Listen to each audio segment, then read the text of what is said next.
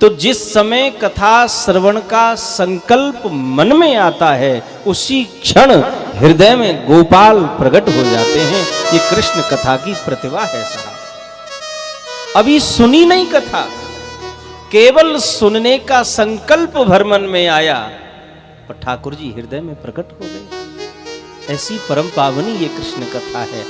और ध्यान देना, ये ऐसी पावन कथा आई कहां से, तो इसके बारे में तृतीय श्लोक में बड़ा सुंदर वर्णन किया गया कि निगम कल्पतरोरुगलितम फलम सुखमुखादमृत द्रव संयुतम पिबतु भागवतम रसमालयम मुहुर्हो रसका भुवि भावुका।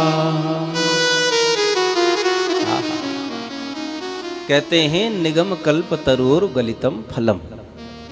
निगम माने होता है वेद। वेद रूपी जो कल्प वृक्ष है, उस कल्प वृक्ष का जो पका हुआ फल है, वो फल श्रीमद् भागवत है। बोले महाराज कल्प वृक्ष का फल भागवत है? बोले हाँ। तो ये फल उस वृक्ष से नीचे कैसे आया? बोले सुख मुखा। सुखदेव स्वामी जी का ऐसा मुख लगा कि ये फल ऊपर से नीचे आ गया।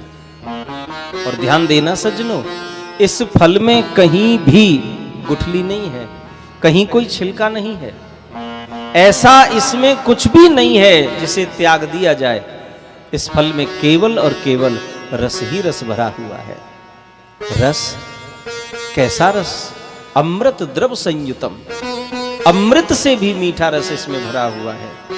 और रस भी कोई साधारण रस नहीं है, द्रवो मोक्ष, मोक्ष रूपी अमृत इसमें भरा हुआ है। अच्छा महाराज, तो फिर इस रस का हम करें क्या? तो कह दिया पिबत भागवतम रसमालयम। इस भागवत रूपी रस को पियो। पिए? अरे महाराज भागवत तो सुनने की चीज है, आप कह रहे हैं इस रस को पियो।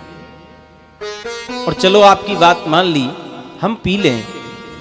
पहली बात तो ये सुनी जाती है, पी नहीं जाती। तो कहा, बोले देखो भैया बात ऐसी है, पिबत भागवतम इसलिए कहा, हमने सुनने के लिए इसलिए नहीं कहा कि सुनी हुई चीजें ज्यादा देर तक ठहरती नहीं है। इधर से सुनता है व्यक्ति और इधर से निकाल देता है, इसलिए यहाँ सुनने का तो काम है ही नहीं। सुनने के भाव से आप आए हो तो आपको कुछ नहीं मिलेगा। आप तो यहाँ कथा अमृत पीने के भाव से आइए। हम कथा में जा रहे हैं, बस हमको अमृत ही अमृत पान करने को मिलेगा। सुनी हुई चीज ज्यादा देर नहीं ठहरती, लेकिन पी हुई चीज बहुत समय तक अंदर ठहर जाती। करण रूपी इन दोनों के द्वारा इस कथा अमृत को ऐसे पान कर जाओ जो हृदय में उतर जाए, और हृदय में कथा उतरेगी तो जीवन को आनंद से भरपूर कर देगी। महाराज ये कथा की प्रतिभा है।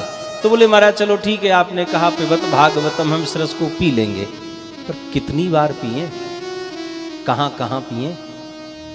इससे पहले वो बस हो गया काम? बोले नहीं, इसकी कोई गिनती नहीं है। मुहुर मुहु बार बार पियो, बार बार इस रस का पान करो। भगवान की कथा को सुन के जो ये सोचता है कि बहुत सुन लिया, अब क्या सुनना, बार बार सुनना वही पुरानी कथा, नहीं नहीं। ऐसा मन में यदि भाव आ रहा है तो हमें यह भी समझ लेना चाहिए कि अभी हमने कथा को ही सुना है, कथा के रस को नहीं समझा। रस विशेष जाना तिन नाही, राम चरित जे सुनत अघाई, रस विशेष जाना तिन नाही। उसने रस को समझा ही नहीं। अरे भैया इसको तो जितनी भी बार सुनेंगे ना, जैसे रस्सी आवत जात से सिल पर पड़त निशान।